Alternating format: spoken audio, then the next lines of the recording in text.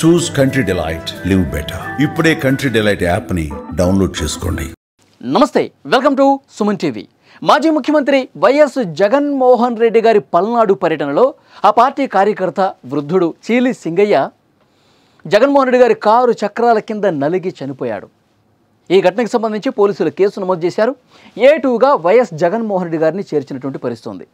A1 driver ఆయన్ని అదుపులోకి తీసుకున్నారు, విచారించారు, కొంత సమాచారం సేకరించిన పరిస్థితి ఉంది.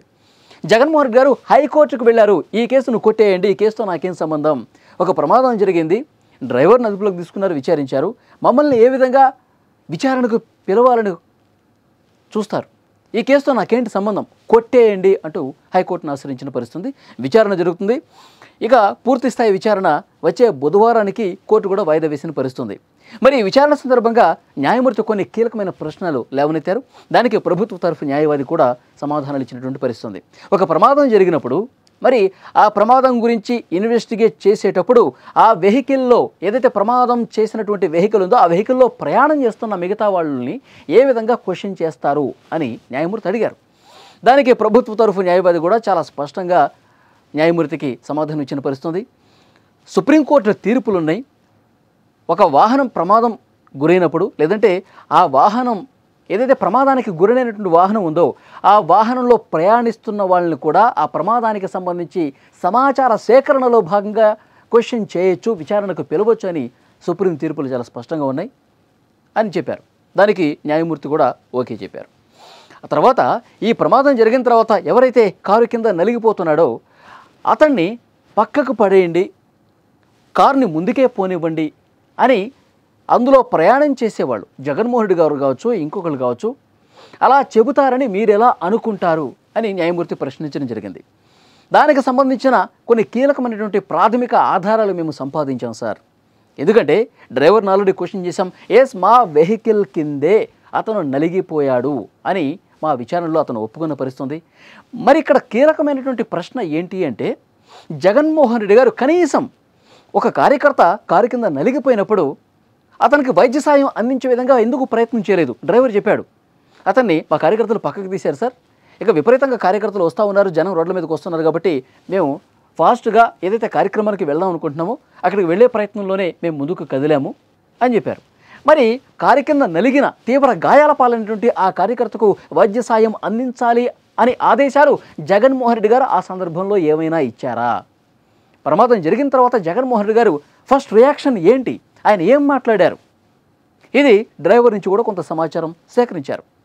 నిజానికి జగన్మోహన్ రెడ్డి గారు వెంటనే అసలు కాన్వాయ్లోనే ఫస్ట్ ఎయిడ్ కిట్ ఉంటుందండి, లేదంటే కనుక వెంటనే ఒక అంబులెన్స్ను పిలిపించి చీలి సింగయ్య అనే కార్యకర్తను వెంటనే ఆసుపత్రికి తీసుకెళ్లాలని చెప్పి జగన్మోహన్ రెడ్డి గారు ఆదేశాలు ఇవ్వాలి. సో ఇలాంటివి ఏమీ లేకుండా ఫాస్ట్గా మనం ఏదైతే కార్యక్రమానికి వెళ్ళాలో, రెంటపాళ్ళ గ్రామానికి వెళ్ళాలో అక్కడికి వెళ్ళిపోవాలి, అతను కొంచెం పక్కకి జరిపించండి అన్నారు. కానీ అతను బాగోగుల గురించి, అతను పరిస్థితి ఏ విధంగా ఉందని కానీ వాకబు చేయలేదు. దీన్ని ఆ తర్వాత వివాదం అయ్యేసరికి ఉద్దేశపూర్వకంగా దాచిపెట్టారు. మన వెహికలే గుద్దింది అన్న విషయానికి సంబంధించి ఇంకా ఎలాంటి ఆధారాలు లేవు కాబట్టి వేరే గుర్తు తెలియని వాహనం ఢీకుందని చెప్పారు. తను ప్రయాణం చేస్తున్నటువంటి వాహనమే ఢీకుందని తెలిసినప్పటికీ ఉద్దేశపూర్వకంగా దాచేసి జగన్మోహన్ రెడ్డి గారు వేరే వాహనం ఢీకుందని చెప్పించారు. ఆధారాలు స్పష్టంగా లేకపోయేసరికి ఈ ఘటన జరిగిన రోజు పోలీసు అధికారులు కూడా మీడియా ముఖంగా అదే చెప్పారు.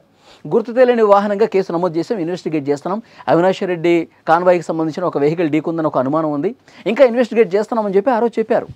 అయితే జగన్మోహన్ రెడ్డి గారికి తెలిసి కూడా ఈ విషయాన్ని దాచిపెట్టారు. ఎందుకంటే ఆ తర్వాత రోజు ఆయన ప్రెస్ మీట్ పెట్టారు, చాలా విషయాలు మాట్లాడారు. చెవిరెడ్డి భాస్కర్ రెడ్డి గారిని ఏ విధంగా అరెస్ట్ చేస్తారు, అసలు మద్యం కుంభకోణం ఉందా, అసలు ఏవేవో కేసులు పెడుతున్నారు, ఇవన్నీ చెప్తున్నారు. కానీ అంతకు ముందు రోజు జరిగినటువంటి ఈ ప్రమాదానికి సంబంధించి, చనిపోయినటువంటి ఒక కార్యకర్తకు సంబంధించి కనీసం ఒక్క మాట అంటే ఒక్క మాట కూడా ఎందుకు మాట్లాడలేదు? ఆయన ఆ పర్యటనలో 3 చనిపోయారండి. ఒక కార్యకర్త లిటరల్గా సొమ్మసిల్లి పడిపోయాడు. ఆ ఎండ కారణంగా ఎక్కువ కార్యకర్తలు రోడ్ల మీదకి రావటం వల్ల. ఇంకొక వ్యక్తి అంబులెన్స్లో ఉండగానే ప్రాణాలు వదిలిన పరిస్థితుంది. విపరీతంగా అక్కడ జన సమీకరణ చేసి ర్యాలీ తీశారు. అసలు పోలీసులు ఆంక్షలు ఉన్నాయి, జగన్మోహన్ రెడ్డి గారు పోలీసు ఆంక్షలను బేఖాతరు చేశారు, ఉల్లంఘించారు నిబంధనల్ని. కేవలం 3 వెహికల్స్లో మాత్రమే రండి అని చెప్పారు.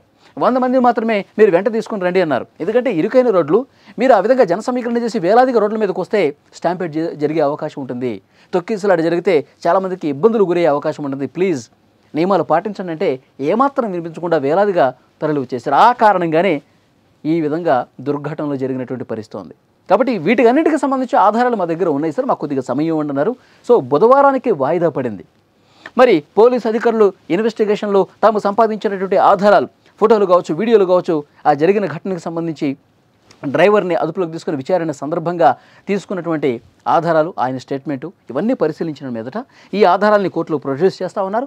బుధవారం రోజు కోర్టు ఏం చెప్తుందో చూడాలి. బుధవారం రోజు మరి విచారణలో భాగంగా జగన్మోహన్ రెడ్డి గారు విచారణకు సహకరించాల్సిందే, పోలీసులకు విచారణ మీరు హాజరు కావాల్సిందే అంటారా? లేదు అని చెప్పి ఆయనకేం సంబంధం అని కొట్టేసే పరిస్థితుందా? సో చూద్దాం ఏం జరగబోతుందో. Thank you very much.